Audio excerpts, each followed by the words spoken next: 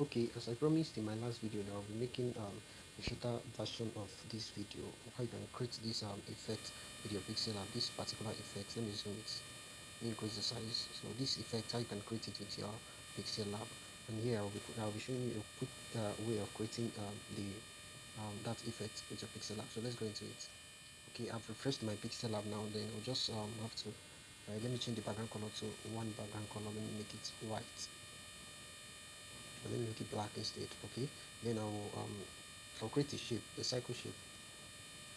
So I will change it to cycle, and then click OK.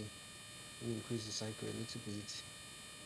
Then I have this. Then what I'm going to do is go over to texture, highlight it, and go over to texture. This is texture. Click on texture. Then I'll import the image directly. Okay, here is the image. I'll have to crop the image. So I'll be using this ratio so as to get what I want. So, I use the cycle shape. So I'm going to adjust this to fit in the areas I want it to fit in.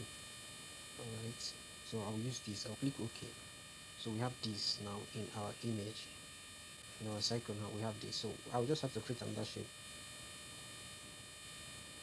So I'll adjust the shape to be like this.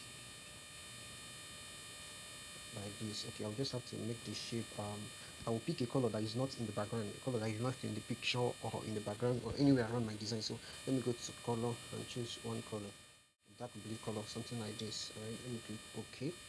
Then I will adjust it to be a little bit small. Then I'll click OK.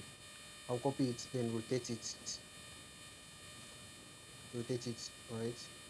Okay, to ensure that we centralize it, you go to this relative position, click here and click here, click here and click here. So this one is centralized. So the next thing I'll do is I will highlight this the cycle and go back to relative position to ensure it is at the center, and click here and click here. So the next thing is go to the second one, which is this one. Now I'll go back to the relative position and click here, and also click here to make sure that it's centralized. So the next thing I'll do is to merge it. Just click here, and this will pop up. Then click on you mark the two of them and click on merge. So this is merge here. Click on merge and select OK. Allow it to merge. So after merging it, you just have to click on close the layer and then go to color erase, and then choose enable the color erase. It automatically choose the white color, but here you use a color picker to pick the blue color rather, and then increase the tolerance a little, because if you increase it much it will affect the image. Just what you're going to do is to add shadow to it. Just click on shadow, inner shadow, and enable the inner shadow, and then use red color. Just the only thing you will have to have in mind here is that using this method, it will give you the advantage of controlling the shadow individually. If you're controlling the shadow, you're controlling it collectively. So if you also want to control it individually, you just have to create each angle separately.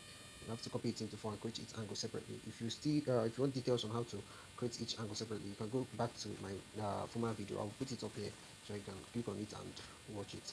Thank you for watching this video, and I believe it's helpful. So if you still have any questions, you can drop it at the comment section. Please like, share and subscribe to the channel. Thank you.